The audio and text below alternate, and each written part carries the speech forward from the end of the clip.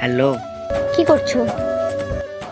কিছু না, কিন্তু এই সময়তে তুমি কল করো না, কিছু প্রবলেম হয়েছে নাকি? তোমাকে একটা কথা বলার ছিল। বলো।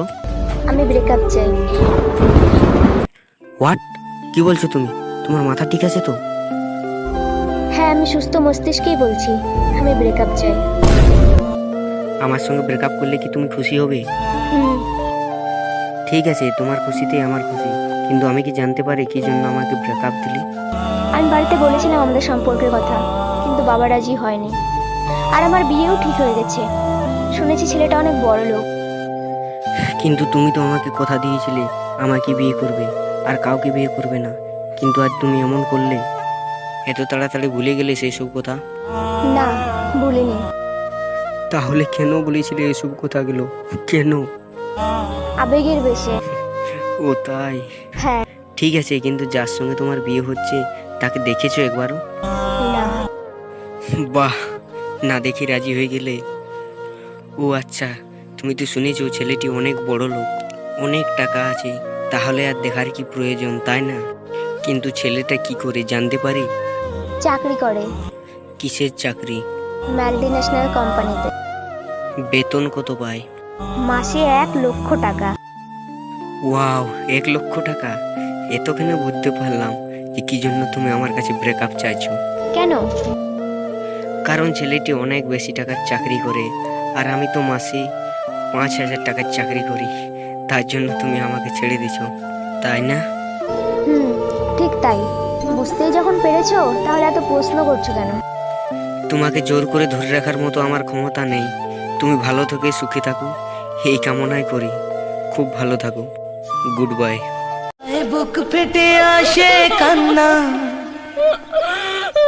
দু চোখে ব্যথার বন্যা। এই বলে ছেলেটা রিলেশন শেষ করে দিল। পরের দিন মেয়েটার কাছে একটা চিঠি এলো। সেই চিঠিটা ছিল ব্রেকআপ হওয়ার ছেলেটার। চিঠিতে লেখা ছিল, ভেবেছিলাম তোমাকে একটা সারপ্রাইজ দেব, কিন্তু না, তার আগেই তুমি আমাকে সারপ্রাইজ দিয়ে দিলে।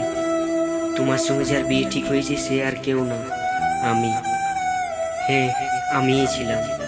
আমি আমার বেতনের অঙ্কটা তোমার কাছে লুকিয়ে রেখেছিলাম। আমি দেখতে চেয়েছিলাম তুমি একটা মানুষকে কতটা ভালোবাসো। তুমি টাকাকে ভালোবাসো, আমাকে না। তোমার কাছে সম্পর্ক কোনো মূল্য নেই। জানি তুমি টাকাকে ভালোবাসো, আমাকে নয়। জানি আমার এখন ভুলে যেতে তোমাকে অনেক কষ্ট হবে, কারণ তুমি না হয় অভিনয় করেছিলে আমার সঙ্গে, কিন্তু আমি তোমাকে অনেক ভালোবাসি।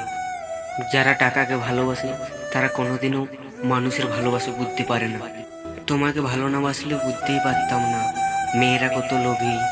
সরি, তুমি কত লোভী। পুরবালার কাছে খুব জানতে ইচ্ছা করে যে আমারই কি এমন লেখা ছিল, আমারই কেন এমন হলো। লেখাগুলি পড়তে পড়তে মেয়েটি অঝর নয়নে কেঁদে ফেলল। কিন্তু এখন আর কেঁদেই কি লাভ? সে হয়তো তার ভুলটা ঠিকই বুঝতে পেরেছে, কিন্তু আমি এখন কি করব? আমার মন তো ভেঙে দিল। তো বন্ধুরা, আপনারাই বলুন আমার এখন কি করা উচিত? আমার কি আবার ওর কাছে ফিরে যাওয়া উচিত না নেই? কমেন্ট করে জানাও প্লিজ। ফ্রেন্ড, ভিডিওটি যদি ভালো লেগে থাকে অবশ্যই একটা লাইক করে দাও, আর এই চ্যানেলে নতুন হয়ে থাকলে সাবস্ক্রাইব করে ঘন্টা বাজিয়ে দাও। তো হে গাইস, ভিডিওটি কেমন লাগলো আপনাদের? যদি ভালো লাগে থাকে লাইক কমেন্ট শেয়ার করে দিও, আর সাবস্ক্রাইব করতে ভুলো না।